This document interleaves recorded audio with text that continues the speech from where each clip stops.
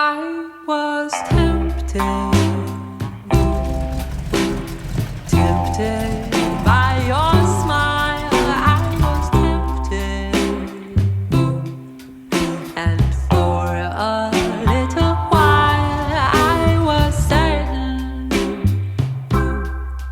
that I will be the one to. So we're back again with my grandpa. Say hello. Hi, hello. This is Alan. You guys liked the last video, so that was cool, so we thought we'd bring him back on. We haven't done one in a while, but we did like a hot rod story with my dad. He talked about being thrown out of his car, and that was pretty crazy. And then we didn't really do anything more. So we're bringing this guy back. He's got a cool story, so I thought we'd share that. So do you want to set the scene and get this going and try your best? Man, number one, thanks so much for inviting me back. This is a big thrill for me to be the oldest of 3 generations of hot rodders, and to see the success and the joy that you guys are doing and the education is, to me, it's a big deal. So thank you very much, Ben. Well, I'm happy you came on again today, and check out this shirt. Check out the shirt. Limited print. All right. Okay. So set the scene. Set the scene is 1955, sometime in the summer, and here I'm at Van Nuys High School. And I've got some good buddies who are a little bit, they won't say juvenile delinquents, but maybe a little bit. Rebel without a cause? Could be. This could be American Graffiti time. Anyway, I got a call from Dave Shumway, we call him Scotty. He said he and Dick McCarg, my other buddy, would come by to pick me up and take me for a ride in a hot rod. And I knew about hot rods, but that's all I knew. So they picked me up in a beautiful, I thought, a beautiful 1929 red Ford Roadster pickup, similar to what I have here. It was completely red, white tuck and roll upholstery, white tonneau cover, Model A bed, had a white top on it, a 3/8 by stock motor, 3 carburetors, and chrome exhaust sticking out. Wow. And motorcycle tires in front, truck tires in the back, a Model A rear end that was painted white with, we call it the bird, was painted on the back. Okay, so my parents were a little edgy about me going, but I said, Mom, Dad, all right, go. So we jumped in the car and we went up to Sunland Boulevard up to Hunga, which is in this, that little foothill area back, back where you guys live. So we're going east on Foothill Boulevard. And one of the guys, not me, decided that the car was not noisy enough. Let's take the header plugs off, and those are the caps that go on the exhaust pipes, the headers. Of course, we didn't have any wrenches.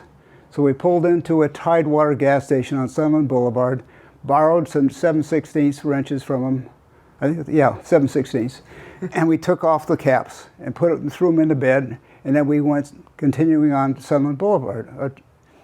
And then we decided, well, that was really fun. Let's go down to Glen Oaks. And that's about 2 blocks where you guys live today. Definitely bringing attention to yourself. Yeah, it's amazing. So we got on Glen Oaks and we're going toward, around Burbank, we're going toward Glendale. When we get down to Brand Boulevard in Glen Oaks, we made a right turn and went down Brand Boulevard, and we were headed toward Bob's in Glendale. And at that time, the night had fallen and there wasn't too many cars out, but you could see the glass panes in the storefronts rattling from this little flathead. It was just, the whole thing was shaking. And we're just having a great time, and all of a sudden, I'm sitting in the middle. So we got 3 guys in this little Model A Ford. And Dick McCart says, holy crap, we're being chased. He looked around, and here's a 1955 Ford cop car, a Glendale police car with a red ball on the top, and he's chasing us. And I don't know the whole reason why we had this car, except my friend was a lot boy on a car lot on Van Nuys Boulevard, and he had the keys to all the cars. That's all I know. Let's just say that. So it was apparent that he didn't want to be stopped. So we hung up, he dumped it back into second gear, we went up a side street and pulled into a dark parking lot and hid behind some cars, and the 3 of us, for some reason, decided they wouldn't see us, so we jumped underneath this Model A. I don't know how in the heck we got under the Model A, but we did. So the cop went, he was gone. And now we have a car that's still making noise, because we couldn't close it up. By the time we were ready to go, all of a sudden the parking lot filled up with gentlemen in suits and ties and felt hats, 1955. And guys, what's going on? You all right? You need some help? Well, we have this problem. We have this car that makes too much noise. And one of the guys said, look, I own a garage here in town. I've got my tool case in the back of my car. He's got a 1946 Mopar business coupe. I don't know if you know what those are. They're good for sneaking into drive-in movies. The trunks are that big. So he opened the trunk up and gave us the wrenches, and we capped it back up. Got it sort of quiet. It had, glass packs on it. So then we continued down to the Arroyo Seco Freeway, which goes by Dodger Stadium. Yeah. So we zipped down there, and then we had a wild idea to go to the Pershing Square Garage. Why? I didn't find out till later, but Scotty wanted to go to the bottom and then burn rubber all the way to the top.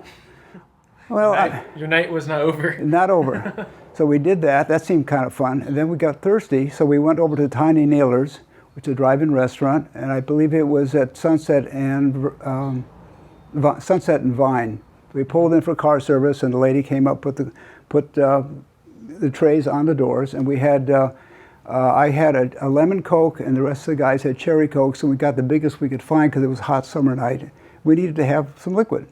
So from there, we went back up to Hollywood Boulevard, went to Sunset and Hollywood and Highland, and we went up to Sunset Boulevard, and then we were going west on Sunset.